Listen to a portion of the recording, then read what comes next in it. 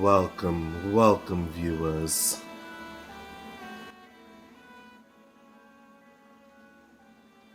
My name is Ziorami, your lovely wolf host. Today, we'll be stepping into the past, visiting the creepy tales by Sir Edgar Allan Poe. Actually, I don't know if he's a sir. We're going to be reading one of my favorites, known as The Raven. Now, relax, close your eyes, and listen to the sultry tones of my voice as we begin our reading for the day.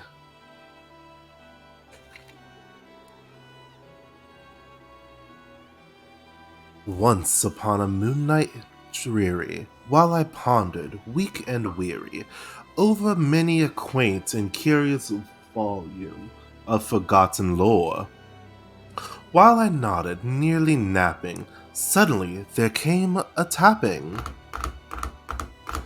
as of someone gently rapping at my chamber door. "'Tis some visitor," I muttered, tapping at my chamber door, "only this and nothing more." Ah, distinctly I remember, it was in the bleak December, and each separate, dying ember wrought its ghost upon the floor. Eagerly I wished the morrow. Vainly I had sought to borrow from my books surcease of sorrow, sorry for the lost Lenore, for the rare and radiant maiden, whom the angels name Lenore, nameless here forevermore. And the silken, sad, uncertain rustling of each purple curtain thrilled me, filled me with fantastic terrors never felt before, so that now, to still the beating of my heart, I stood repeating, "'Tis some visitor entreating entrance at my chamber door, some late visitor entreating entrance at my chamber door. This is it, and nothing more." Presently my soul grew stronger, hesitating then no longer. "Sir," said I, "oh madam, truly forgiveness I implore, but the fact is I was napping, and so gently you came rapping, and so faintly you came tapping at my chamber door, that I scarce was sure I'd heard you." Here I opened wide the door, darkness there, and nothing more.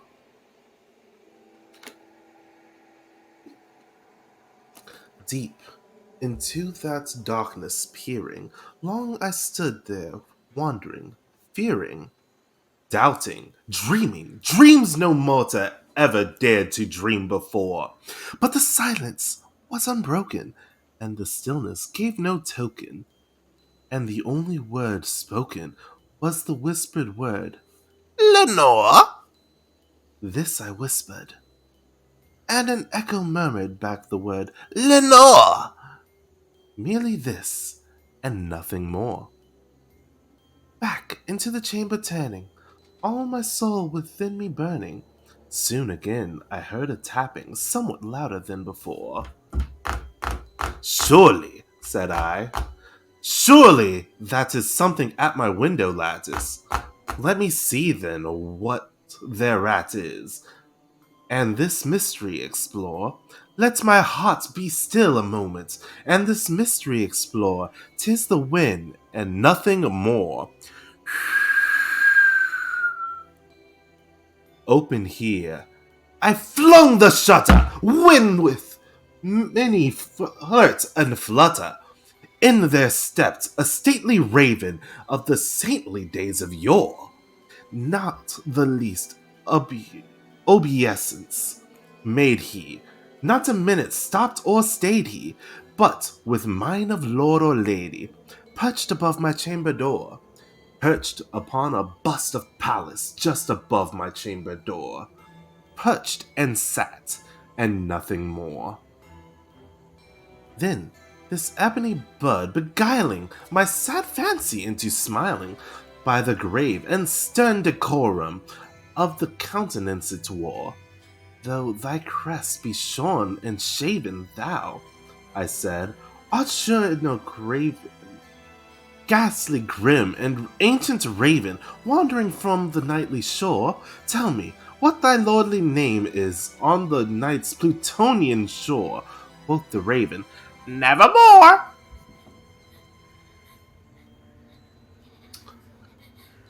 Much I marvelled this ungainly fowl to hear discourse so plainly, though its answer little meaning, little relevance bore. For we cannot help agreeing that no living human being ever yet was blessed with seeing bird above his chamber door, bird or beast upon the sculptured bust above his chamber door, with such name as Nevermore. But the raven, sitting lonely on the placid bust, spoke only that one word, as if his soul in that one word he did outpour, nothing further than he muttered, not a feather than he fluttered, till I scarcely more than muttered, other friends have flown before. On the morrow he will leave me, as my hopes have flown before. Then the bird said, Nevermore! Startled at the stillness broken by a reply so aptly spoken, doubtless, said I, what it utters is only stock and store, caught from some unhappy master whom unmerciful disaster followed fast and followed faster till his songs one burden bore, till the dirges of his hope that melancholy burden bore, of nevermore. But the raven, still beguiling all my fancy into smiling, straight I wheeled a cushioned seat in front of bird and bust and door.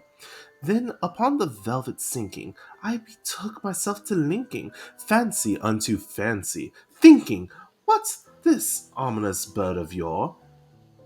What this grim, ungainly, ghastly, gaunt, and ominous bird of yore meant in croaking, nevermore?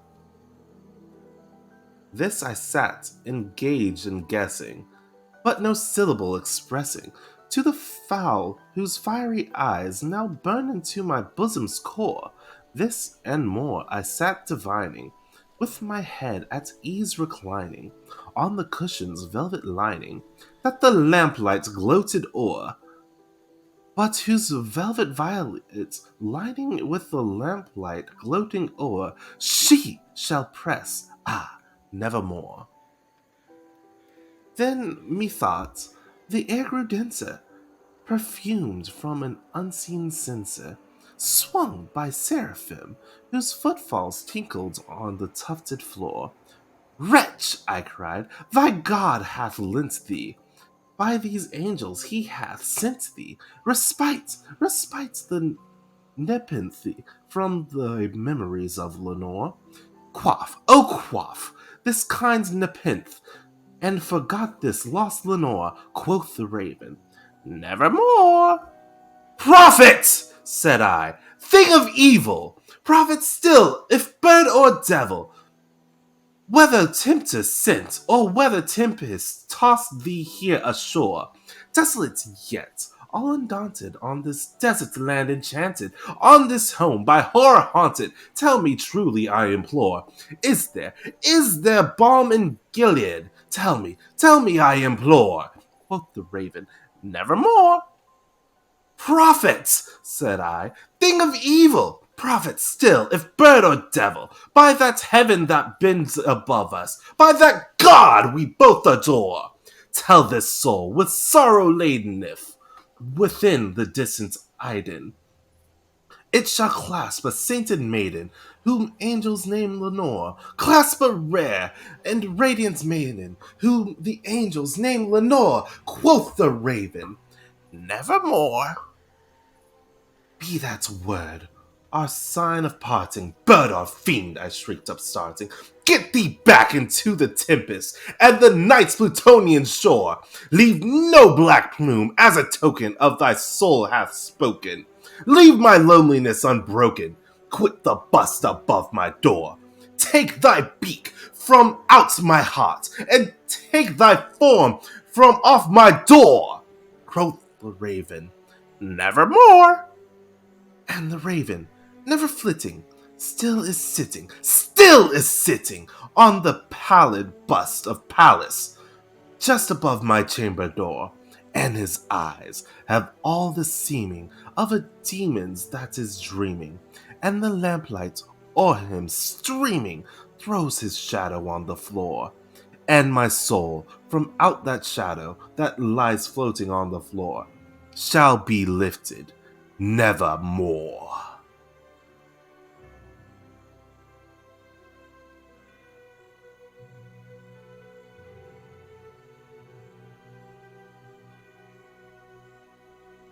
Thank you all for joining me in this reading of The Raven, and hence your nights grow better nevermore.